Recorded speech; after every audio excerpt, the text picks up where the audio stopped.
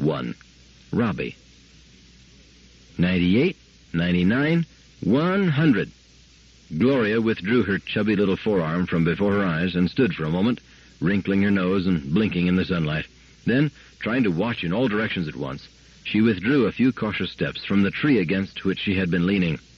She craned her neck to investigate the possibilities of a clump of bushes to the right, and then withdrew farther to obtain a better angle for viewing its dark recesses. The quiet was profound, except for the incessant buzzing of insects and the occasional chirp of some hardy bird braving the midday sun. Gloria pouted, "I bet he went inside the house, and I've told him 1,000,000 times that that's not fair." With tiny lips pressed together tightly and a severe frown crinkling her forehead, she moved determinedly toward the 2-story building up past the driveway. Too late, she heard the rustling sound behind her, followed by the distinctive and rhythmic clump-clump of Robbie's metal feet. She whirled about to see her triumphing companion emerge from hiding and make for the home tree at full speed.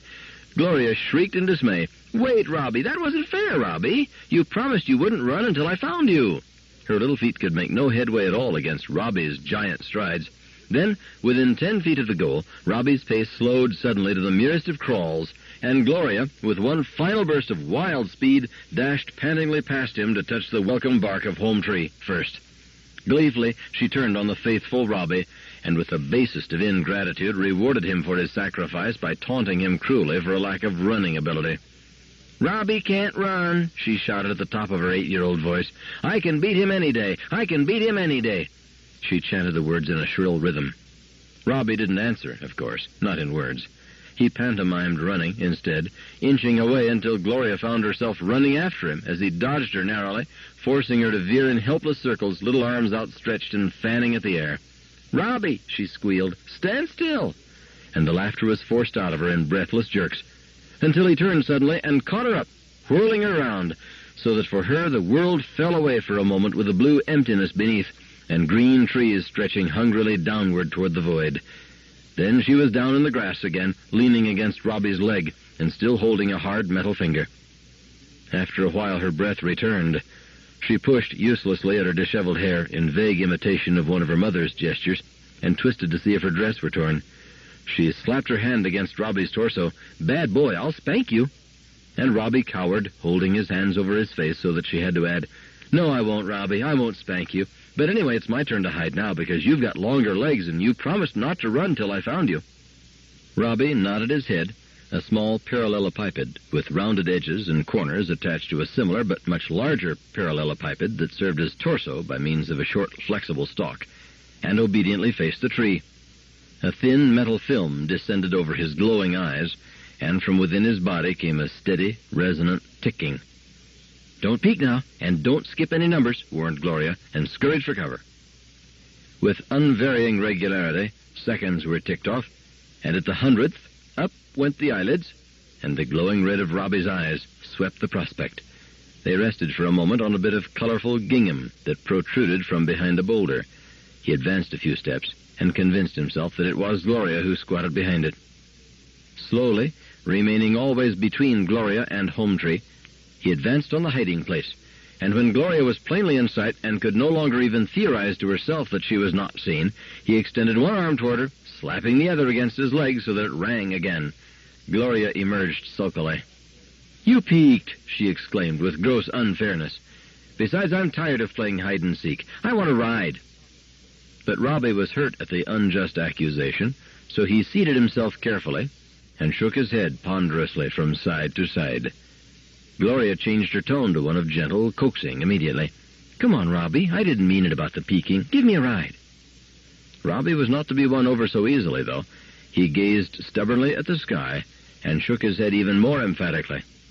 "Please, Robbie, please give me a ride." She encircled his neck with rosy arms and hugged tightly.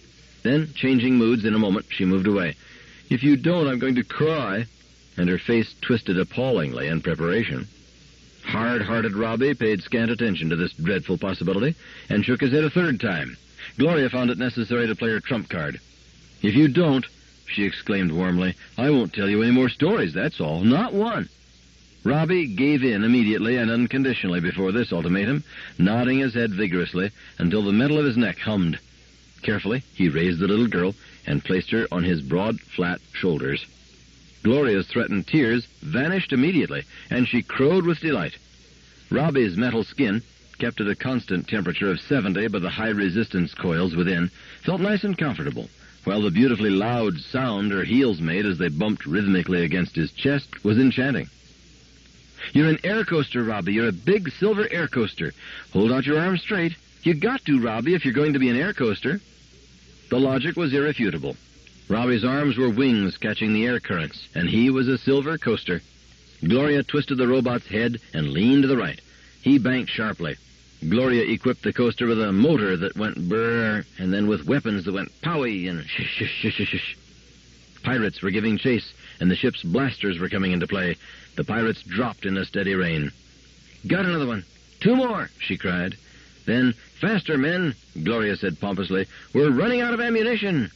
She aimed over her shoulder with undaunted courage, and Robbie was a blunt-nosed spaceship zooming through the void at maximum acceleration. Clear across the field he sped, to the patch of tall grass on the other side, where he stopped with a suddenness that evoked a shriek from his flushed rider, and then tumbled her onto the soft green carpet. Gloria gasped and panted, and gave voice to intermittent whispered exclamations of, "That was nice." Robbie waited until she had caught her breath, and then pulled gently at a lock of hair. "You want something?" said Gloria, eyes wide in an apparently artless complexity that fooled her huge nursemaid not at all. He pulled the curl harder. "Oh, I know. You want a story." Robbie nodded rapidly. "Which one?" Robbie made a semicircle in the air with one finger. The little girl protested. "Again? I've told you Cinderella 1,000,000 times. Aren't you tired of it? It's for babies." Another semicircle. "Oh, well," Gloria composed herself, ran over the details of the tale in her mind, together with her own elaborations, of which she had several, and began. "Are you ready? Well, once upon a time, there was a beautiful little girl whose name was Ella, and she had a terribly cruel stepmother and 2 very ugly and very cruel stepsisters, and—" Gloria was reaching the very climax of the tale. Midnight was striking, and everything was changing back to the shabby original's lickety-split, while Robbie listened tensely with burning eyes, when the interruption came. "Gloria!" It was the high-pitched sound of a woman who has been calling not once but several times, and had the nervous tone of one in whom anxiety was beginning to overcome impatience. "Mama's calling me," said Gloria, not quite happily. "You'd better carry me back to the house, Robbie." Robbie obeyed with alacrity, for somehow there was that in him which judged it best to obey Mrs. Weston without as much as a scrap of hesitation. Gloria's father was rarely home in the daytime, except on Sunday, today for instance, and when he was, he proved a genial and understanding person. Gloria's mother, however, was a source of uneasiness to Robbie, and there was always the impulse to sneak away from her sight. Mrs. Weston caught sight of them the minute they rose above the masking tufts of long grass and retired inside the house to wait. "I've shouted myself hoarse, Gloria," she said severely. "Where were you?" "I was with Robbie," quavered Gloria. "I was telling him Cinderella, and I forgot it was dinner time." "Well, it's a pity Robbie forgot, too." Then, as if that reminded her of the robot's presence, she whirled upon him. "You may go, Robbie. She doesn't need you now." Then brutally, "And don't come back till I call you." Robbie turned to go, but hesitated as Gloria cried out in his defense, "Wait, Mama, you got to let him stay. I didn't finish Cinderella for him. I said I would tell him Cinderella, and I'm not finished." "Gloria!" "Honest and truly, Mama, he'll stay so quiet you won't even know he's here. He can sit on the chair in the corner, and he won't say a word. I mean, he won't do anything. Will you, Robbie?" Robbie, appealed to, nodded his massive head up and down once. "Gloria, if you don't stop this at once, you shan't see Robbie for a whole week." The girl's eyes fell. "All right, but Cinderella is his favorite story, and I didn't finish it, and he likes it so much." The robot left with a disconsolate step, and Gloria choked back a sob. George Weston was comfortable. It was a habit of his to be comfortable on Sunday afternoons. A good hearty dinner below the hatches, a nice, soft, dilapidated couch on which to sprawl, a copy of the Times, slippered feet and shirtless chest. How could anyone help but be comfortable? He wasn't pleased, therefore, when his wife walked in. After 10 years of married life, he still was so unutterably foolish as to love her, and there was no question that he was always glad to see her. Still, Sunday afternoons just after dinner were sacred to him, and his idea of solid comfort was to be left in utter solitude for 2 or 3 hours. Consequently, he fixed his eye firmly upon the latest reports of the Lefebvre-Yoshida expedition to Mars. This one was to take off from lunar base and might actually succeed, and pretended she wasn't there. Mrs. Weston waited patiently for 2 minutes, then impatiently for 2 more, and finally broke the silence. "George!" "Humph?" "George, I say, will you put down that paper and look at me?" The paper rustled to the floor, and Weston turned a weary face toward his wife. "What is it, dear?" "You know what it is, George. It's Gloria and that terrible machine." "What terrible machine?" "Now, don't pretend you don't know what I'm talking about. It's that robot Gloria calls Robbie. He doesn't leave her for a moment." "Well, why should he? He's not supposed to, and he certainly isn't a terrible machine. He's the best darn robot money can buy, and I'm damn sure he's set me back half a year's income. He's worth it, though. Darn sight cleverer than half my office staff." He made a move to pick up the paper again, but his wife was quicker and snatched it away. "You listen to me, George. I won't have my daughter entrusted to a machine, and I don't care how clever it is. It has no soul, and no one knows what it may be thinking. A child just isn't made to be guarded by a thing of metal." Weston frowned. "When did you decide this? He's been with Gloria 2 years now, and I haven't seen you worry till now." "It was different at first. It was a novelty. It took a load off me, and it was a fashionable thing to do. But now, I don't know, the neighbors..." "Well, what have the neighbors to do with it? Now, look, a robot is infinitely more to be trusted than a human nursemaid. Robbie was constructed for only one purpose, really, to be the companion of a little child. His entire mentality has been created for the purpose. He just can't help being faithful and loving and kind. He's a machine, made so. That's more than you can say for humans." "But something might go wrong. Some... Mrs. Weston was a bit hazy about the insides of a robot. "Some little jigger will come loose, and the awful thing will go berserk, and... She couldn't bring herself to complete the quite obvious thought. "Nonsense," Weston denied with an involuntary nervous shiver. "That's completely ridiculous. We had a long discussion at the time we bought Robbie about the first law of robotics. You know that it is impossible for a robot to harm a human being, that long before enough can go wrong to alter that first law, a robot would be completely inoperable. It's a mathematical impossibility. Besides, I have an engineer from U.S. Robots here twice a year to give the poor gadget a complete overhaul. Why, there's no more chance of anything at all going wrong with Robbie than there is of you or I suddenly going loony. Considerably less, in fact. Besides, how are you going to take him away from Gloria?" He made another futile stab at the paper, and his wife tossed it angrily into the next room. "That's just it, George. She won't play with anyone else. There are dozens of little boys and girls that she should make friends with, but she won't. She won't go near them unless I make her. That's no way for a little girl to grow up. You want her to be normal, don't you? You want her to be able to take her part in society." "You're jumping at shadows, Grace. Pretend Robbie's a dog. I've seen hundreds of children who would rather have their dog than their father." "A dog is different, George. We must get rid of that horrible thing. You can sell it back to the company. I've asked and you can." "You've asked? Now look here, Grace, let's not go off the deep end. We're keeping the robot until Gloria is older, and I don't want the subject brought up again." And with that, he walked out of the room in a huff.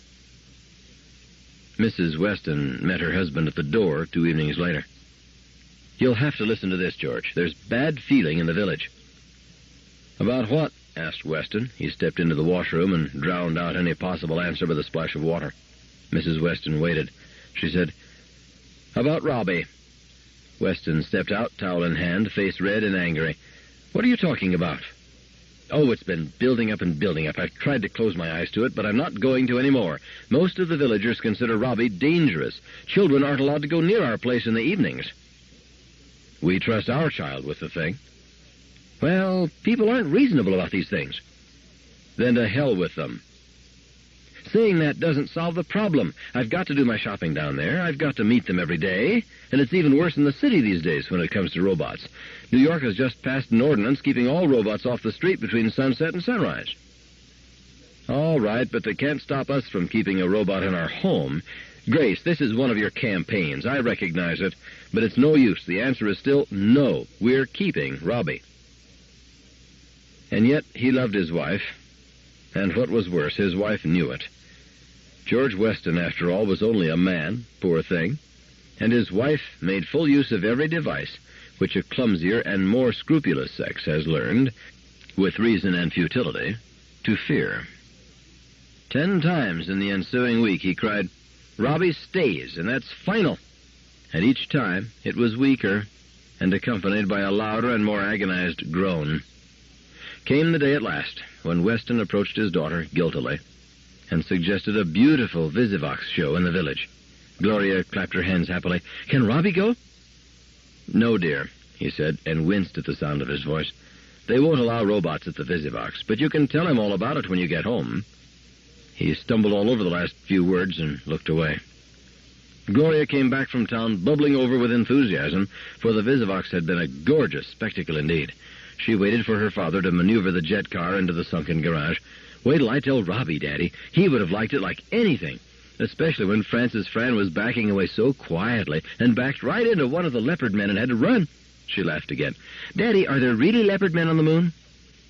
"Probably not," said Weston absently. "It's just funny make-believe." He couldn't take much longer with the car. He'd have to face it. Gloria ran across the lawn. "Robbie! Robbie!" Then she stopped suddenly at the sight of a beautiful collie, which regarded her out of serious brown eyes as it wagged its tail on the porch. "Oh, what a nice dog!" Gloria climbed the steps, approached cautiously, and patted it. "Is it for me, Daddy?" Her mother had joined them. "Yes, it is, Gloria. Isn't it nice, soft and furry? It's very gentle. It likes little girls."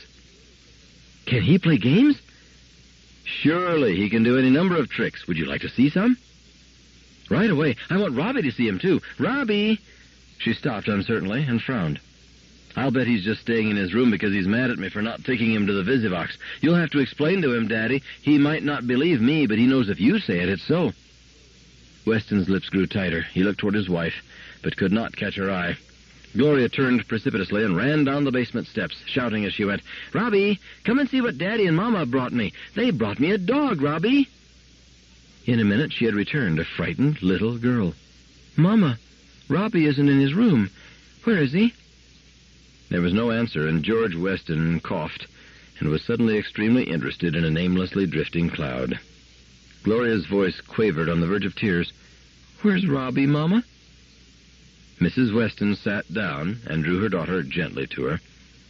"Don't feel bad, Gloria. Robbie has gone away, I think." "Gone away?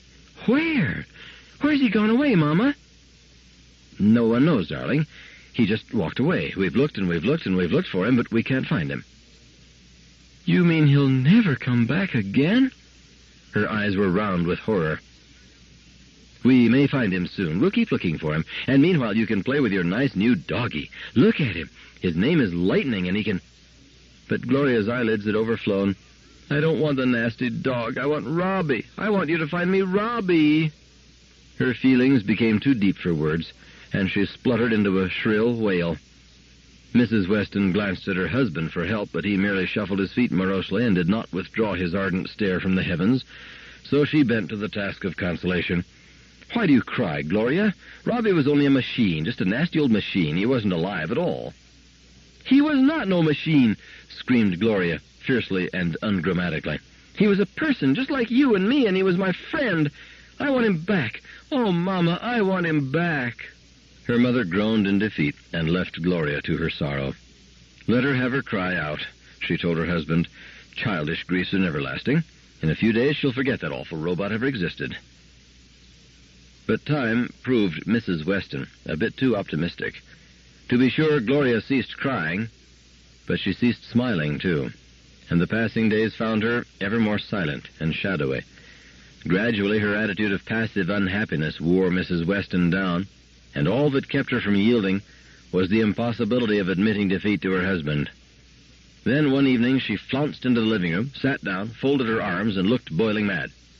Her husband stretched his neck in order to see her over his newspaper. "What now, Grace?" "It's that child, George. I've had to send back the dog today. Gloria positively couldn't stand the sight of him, she said. She's driving me into a nervous breakdown." Weston laid down the paper, and a hopeful gleam entered his eye. Maybe Maybe we ought to get Robbie back. It might be done, you know. I can get in touch with... No, she replied grimly. I won't hear of it. We're not giving up that easily. My child shall not be brought up by a robot if it takes years to break her of it. Weston picked up his paper again with a disappointed air. A year of this will have me prematurely gray. You're a big help, George, was the frigid answer. What Gloria needs is a change of environment. Of course she can't forget Robbie here. How can she when every tree and rock reminds her of him? It is really the silliest situation I've ever heard of. Imagine a child pining away for the loss of a robot. Well, stick to the point. What's the change in environment you're planning? We're going to take her to New York.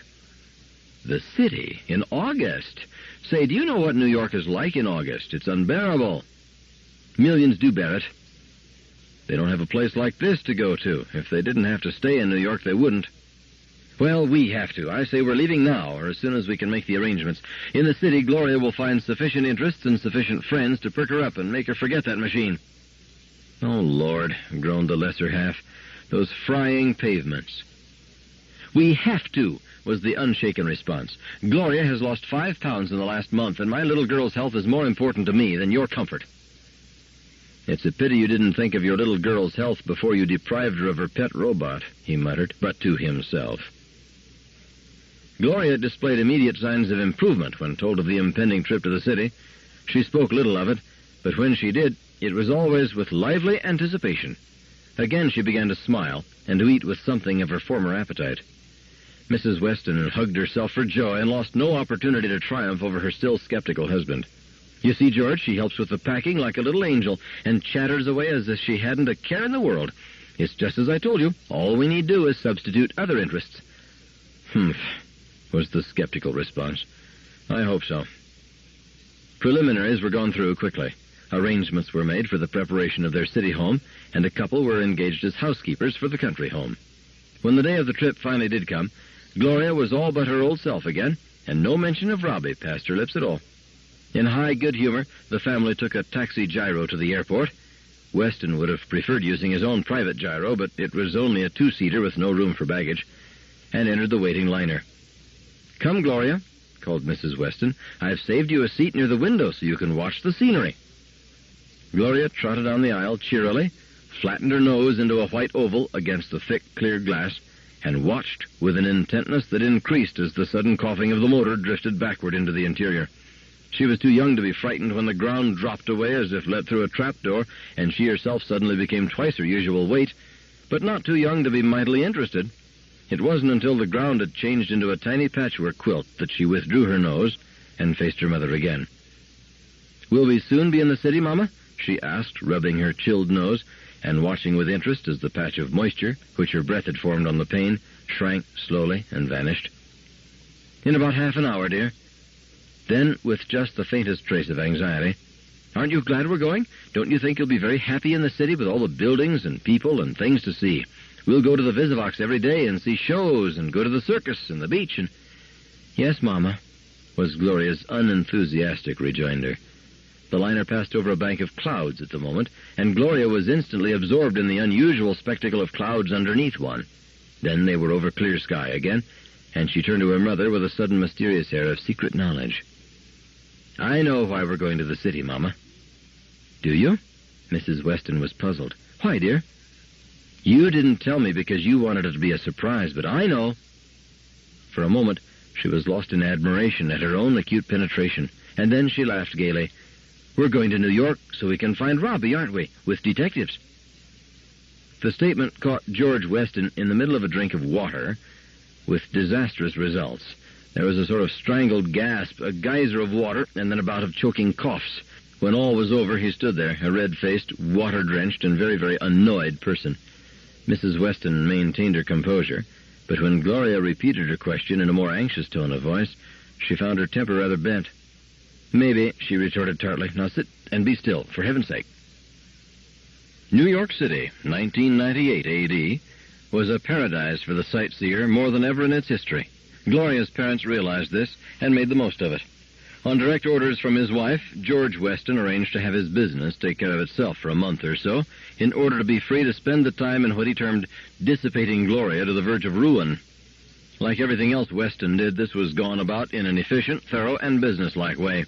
Before the month had passed, nothing that could be done had not been done. She was taken to the top of the half-mile-tall Roosevelt Building to gaze down in awe upon the jagged panorama of rooftops that blended far off in the fields of Long Island and the flatlands of New Jersey. They visited the zoos, where Gloria stared in delicious fright at a real live lion, rather disappointed that the keepers fed him raw steaks instead of human beings, as she had expected, and asked insistently and peremptorily to see the whale. The various museums came in for their share of attention, together with the parks and the beaches and the aquarium. She was taken halfway up the Hudson in an excursion steamer fitted out in the archaism of the mad 20s. She traveled into the stratosphere on an exhibition trip where the sky turned deep purple and the stars came out and the misty earth below looked like a huge concave bowl. Down under the waters of the Long Island Sound she was taken in a glass-walled sub-sea vessel where in a green and wavering world quaint and curious sea things ogled her and wiggled suddenly away. On a more prosaic level, Mrs. Weston took her to the department stores where she could revel in another type of fairyland. In fact, when the month had nearly sped, the Westons were convinced that everything conceivable had been done to take Gloria's mind once and for all off the departed Robbie. But they were not quite sure they had succeeded. The fact remained that wherever Gloria went, she displayed the most absorbed and concentrated interest in such robots as happened to be present.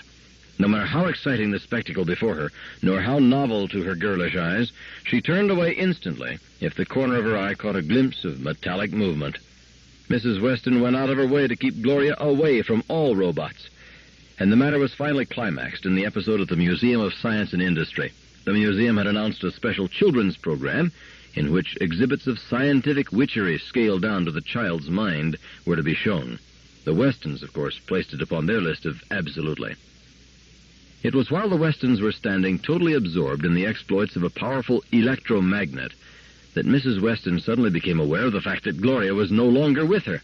Initial panic gave way to calm decision, and, enlisting the aid of 3 attendants, a careful search was begun.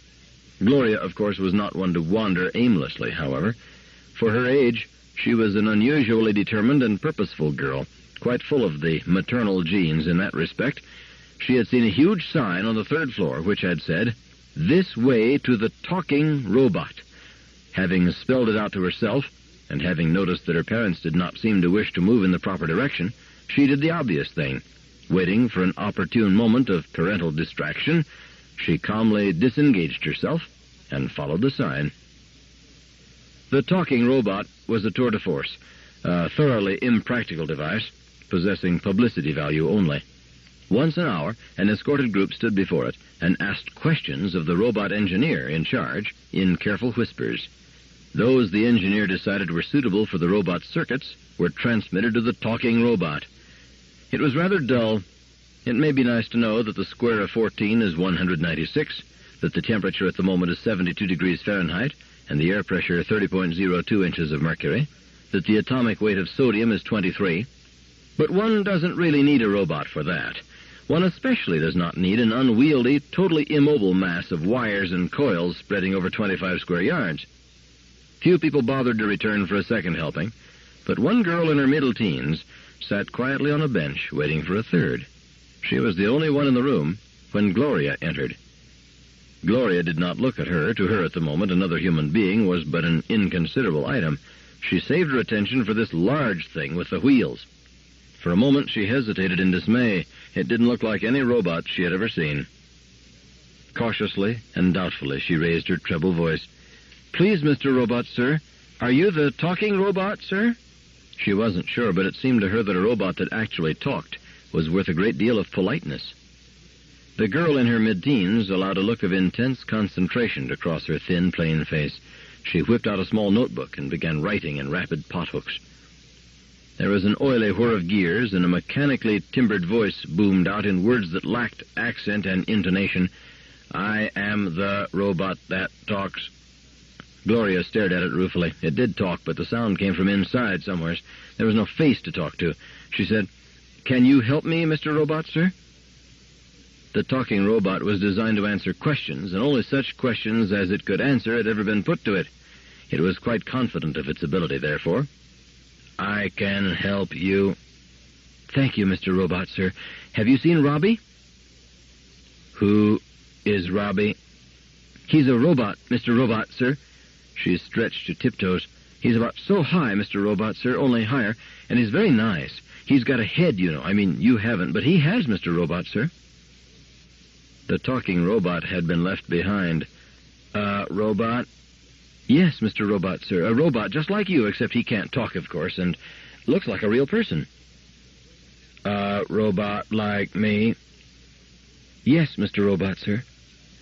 To which the talking robot's only response was an erratic splutter and an occasional incoherent sound.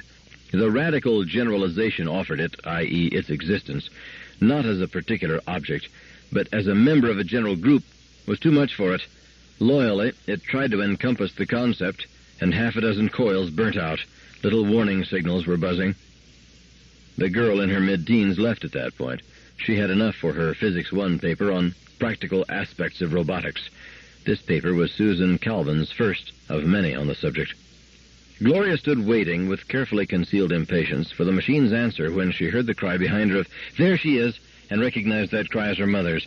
"What are you doing here, you bad girl?" cried Mrs. Weston, anxiety dissolving at once into anger. "Do you know you frightened your mama and daddy almost to death? Why did you run away?" The robot engineer had also dashed in, tearing his hair, and demanding who of the gathering crowd had tampered with the machine. "Can't anybody read signs?" he yelled. "You're not allowed in here without an attendant." Gloria raised her grieved voice over the din. "I only came to see the talking robot, Mama. I thought he might know where Robbie was because they're both robots." And then, as the thought of Robbie was suddenly brought forcefully home to her, she burst into a sudden storm of tears. "And I got to find Robbie, Mama. I got to." Mrs. Weston strangled a cry and said, "Oh, good heavens. Come home, George. This is more than I can stand." That evening, George Weston left for several hours. And the next morning, he approached his wife with something that looked suspiciously like smug complacence. "I've got an idea, Grace." "About what?" was the gloomy, uninterested query. "About Gloria." "You're not going to suggest buying back that robot?" "No, of course not." "Then go ahead. I might as well listen to you. Nothing I've done seems to have done any good." "All right, here's what I've been thinking. The whole trouble with Gloria is that she thinks of Robbie as a person and not as a machine. Naturally, she can't forget him. Now, if we manage to convince her that Robbie was nothing more than a mess of steel and copper in the form of sheets and wires with electricity its juice of life, how long would her longings last? It's the psychological attack, if you see my point." "How do you plan to do it?" "Simple. Where do you suppose I went last night? I persuaded Robertson of U.S. Robots and Mechanical Men Incorporated to arrange for a complete tour of his premises tomorrow. The three of us will go, and by the time we're through, Gloria will have it drilled into her that a robot is not alive." Mrs. Weston's eyes widened gradually, and something glinted in her eyes that was quite like sudden admiration. "Why, George, that's a good idea." And George Weston's vest button strained. "Only kind I have," he said. Mr. Struthers was a conscientious general manager, and naturally inclined to be a bit talkative. The combination, therefore, resulted in a tour that was fully explained, perhaps even overabundantly explained at every step. However, Mrs. Weston was not bored. Indeed, she stopped him several times and begged him to repeat his statements in simpler language so that Gloria might understand. Under the influence of this appreciation of his narrative powers, Mr. Struthers expanded genially and became ever more communicative, if possible. George Weston himself showed a gathering impatience.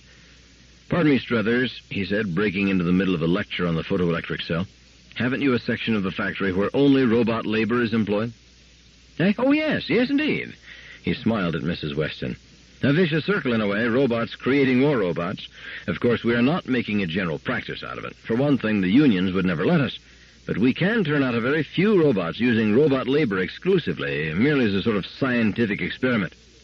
You see," he tapped his pince-nez into one palm argumentatively, "what the labor unions don't realize, and I say this as a man who has always been very sympathetic with the labor movement in general, is that the advent of the robot, while involving some dislocation to begin with, will inevitably—" "Yes, Struthers," said Weston, "but about that section of the factory you speak of, may we see it? It would be very interesting, I'm sure." Yes, of course." Mr. Struthers replaced his pince-nez in one convulsive movement and gave vent to a soft cough of discomfiture.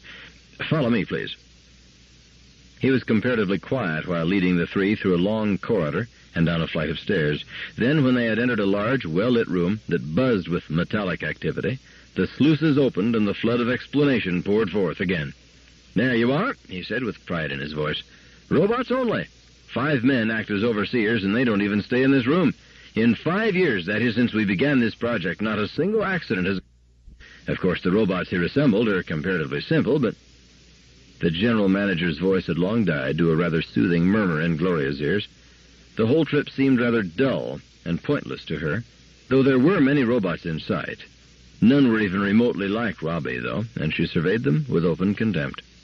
In this room there weren't any people at all, she noticed. Then her eyes fell upon 6 or 7 robots busily engaged at a round table halfway across the room. They widened in incredulous surprise. It was a big room. She couldn't see for sure, but one of the robots looked like it was Robbie. Her shriek pierced the air, and one of the robots about the table faltered and dropped the tool he was holding. Gloria went almost mad with joy. Squeezing through the railing before either parent could stop her, she dropped lightly to the floor a few feet below and ran toward her Robbie, arms waving and hair flying. And the 3 horrified adults, as they stood frozen in their tracks, saw what the excited little girl did not see: a huge, lumbering tractor bearing blindly down upon its appointed track. It took split seconds for Weston to come to his senses, and those split seconds meant everything, for Gloria could not be overtaken. Although Weston vaulted the railing in a wild attempt, it was obviously hopeless. Mr. Struthers signaled wildly to the overseers to stop the tractor, but the overseers were only human, and it took time to act. It was only Robbie that acted immediately and with precision. With metal legs eating up the space between himself and his little mistress, he charged down from the opposite direction. Everything then happened at once. With one sweep of an arm, Robbie snatched up Gloria, slacking his speed not one iota, and consequently knocking every breath of air out of her. Weston, not quite comprehending all that was happening, felt rather than saw Robbie brush past him and came to a sudden bewildered halt. The tractor intersected Gloria's path half a second after Robbie had, rolled on 10 feet further, and came to a grinding, long-drawn-out stop. Gloria regained her breath, submitted to a series of passionate hugs on the part of both her parents, and turned eagerly toward Robbie. As far as she was concerned, nothing had happened except that she had found her friend. But Mrs. Weston's expression had changed from one of relief to one of dark suspicion. She turned to her husband, and despite her disheveled and undignified appearance, managed to look quite formidable. "You engineered this, didn't you?" George Weston swabbed at a hot forehead with his handkerchief. His hand was unsteady, and his lips could curve only into a tremulous and exceedingly weak smile. Mrs. Weston pursued the thought. "Robbie wasn't designed for engineering or construction work. He couldn't be of any use to them. You had him placed there deliberately so that Gloria would find him. You know you did." "Well, I did," said Weston. "But, Grace, how was I to know the reunion would be so violent? And Robbie has saved her life. You'll have to admit that. You can't send him away again." Grace Weston considered. She turned toward Gloria and Robbie and watched them abstractedly for a moment. Gloria had a grip about the robot's neck that would have asphyxiated any creature but one of metal, and was prattling nonsense in half-hysterical frenzy. Robbie's chrome steel arms, capable of bending a bar of steel 2 inches in diameter into a pretzel, wound about the little girl gently and lovingly, and his eyes glowed a deep, deep red. "Well," said Mrs. Weston at last, "I guess he can stay with us until he rusts."